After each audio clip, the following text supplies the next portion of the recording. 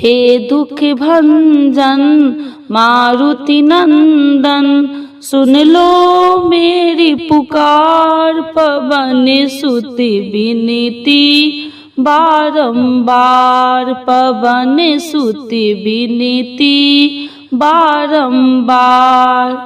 श्री हनुमान जी की जय।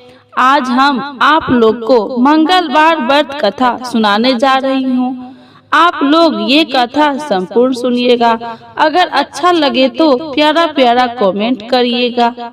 एक बार नैमिषारण्य तीर्थ में 80,000 मुनि एकत्र होकर पुराणों के ज्ञाता श्री सूत जी से पूछने लगे, हे महामुने, आपने हमें अनेक पुराणों की कथाएं सुनाई है। अब कृपा करके हमें ऐसा व्रत और कथा बतलाए जिसके करने से संतान की प्राप्ति हो तथा मनुष्य को रोग शोक अग्नि सर्व दुखों आदि का भय दूर हो, क्योंकि कलयुग में सभी जीवों की आयु बहुत कम है।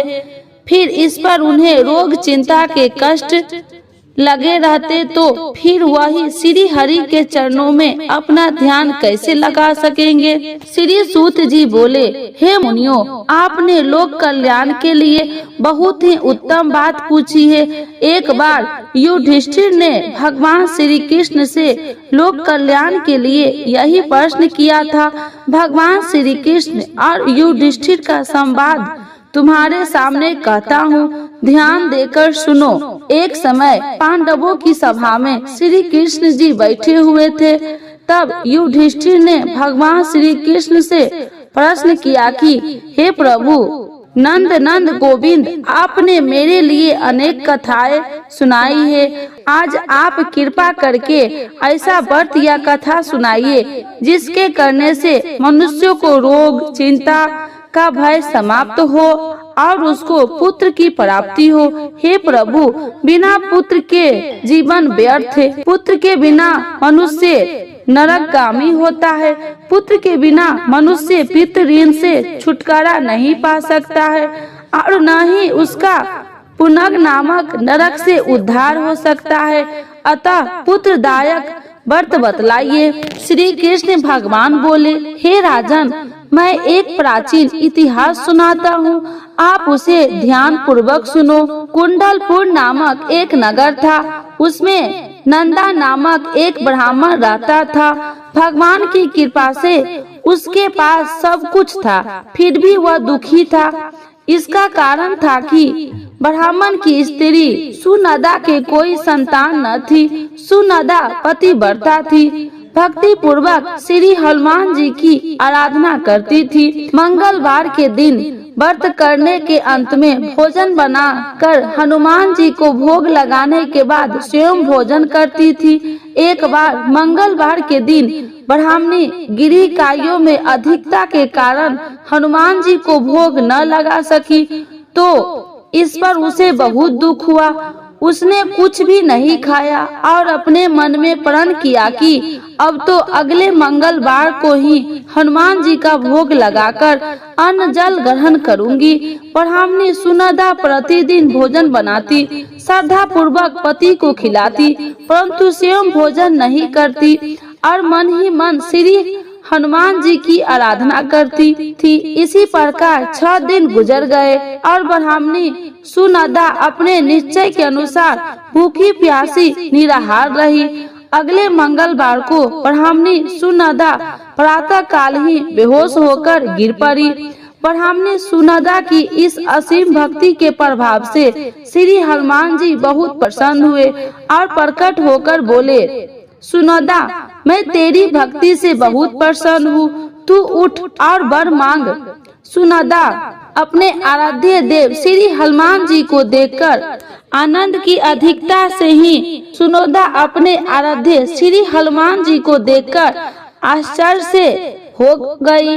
इस श्री हनुमान जी के चरणों में गिरकर बोली, हे प्रभु, मेरी कोई संतान नहीं है, कृपा करके मुझे संतान प्राप्ति का आशीर्वाद दे, आपकी अति कृपा होगी। श्री महावीर जी बोले, तेरी इच्छा पूर्ण होगी, तेरे एक कन्या पैदा होगी, उसके अष्टांग प्रतिदिन सोना दिया करेगी। इस प्रकार कहकर श्री महावीर जी अंतर ध्यान हो गए। ब्राह्मणी सुनोदा बहुत हर्षित हुई और सभी समाचार अपने पति से कहा।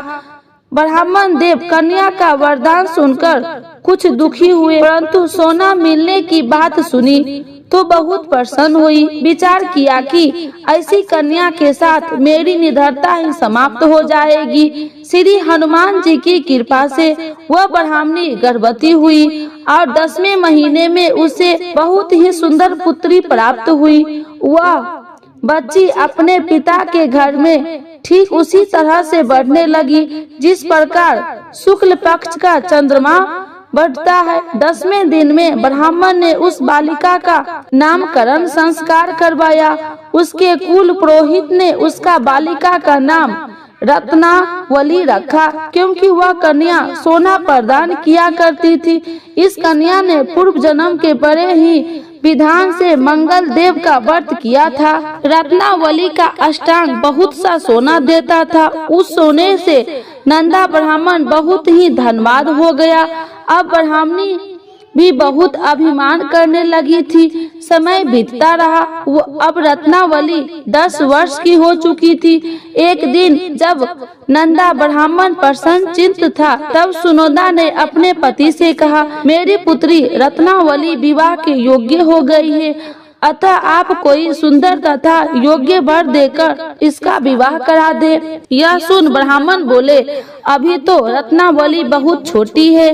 तब ब्राह्मणी बोली, शास्त्रों की ज्ञाता है कि कन्या 8वें वर्ष में गौरी, 9वें वर्ष में रोहिणी, 10वें वर्ष में कन्या इसके पश्चात रजस्वला हो जाती है। गौरी दान से पाताल लोक की प्राप्ति होती है, रोहिणी दान से वैकुंठ लोक की प्राप्ति होती है, कन्या के दान से इंद्र लोक में सुख की प्राप्ति होती है। अगर हे पतिदेव रजस्वला का दान किया जाता है तो घोर नरक की प्राप्ति होती है। इस पर ब्राह्मण बोले, अभी तो रत्नावली मात्र 10 ही वर्ष की है और मैंने तो 16-16 साल की कन्याओं को विवाह कराए हैं, अभी जल्दी क्या है।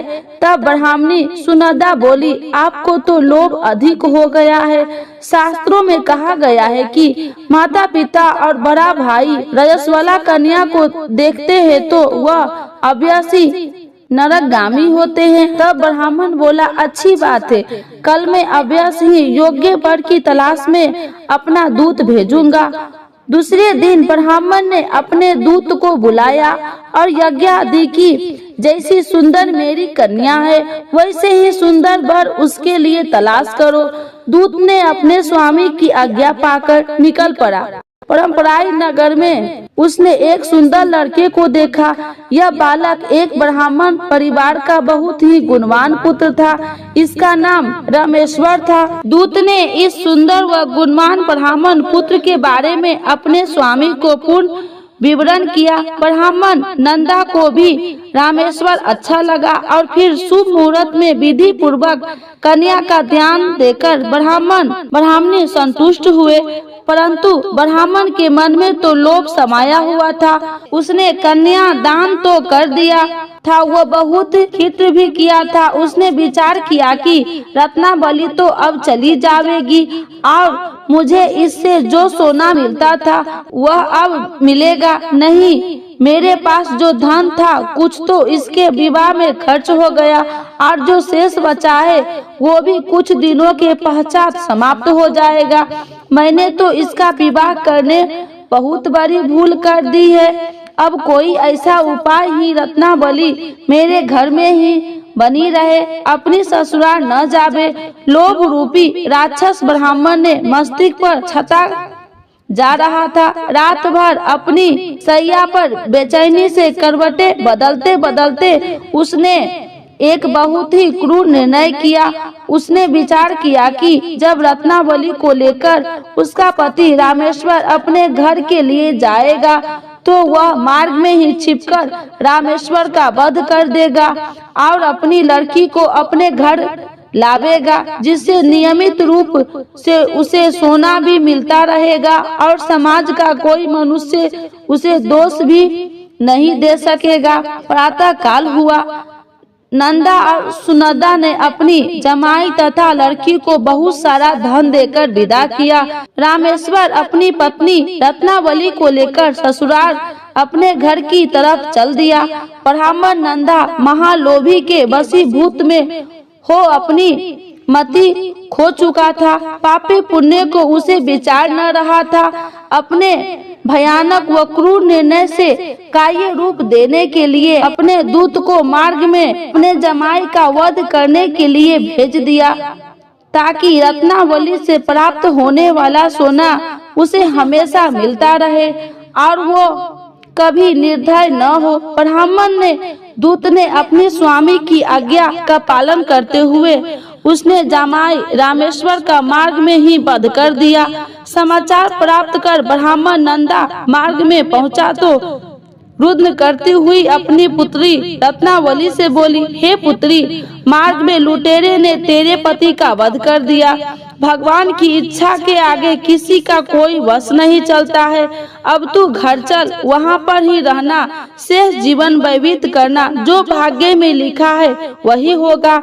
अपने पति की अकाल मृत्यु से रत्नावली बहुत दुखी हुई। क्रंदन व रुदन करते हुए अपने पिता से बोली, हे पिताजी, इस संसार में जिस स्त्री का पति नहीं है उसका जीवन व्यर्थ है। मैं अपने पति के साथ ही अपने शरीर को जला दूंगी और सती होकर अपने इस जन्म को माता पिता के नाम तथा सास ससुर के यश को सार्थक करूंगी। ब्राह्मण नंदा अपनी पुत्री रत्नावली के वचनों को सुनकर बहुत दुखी हुआ। विचार करने लगा, मैंने व्यर्थ ही जमाई का वध का पाप अपने सिर लिया।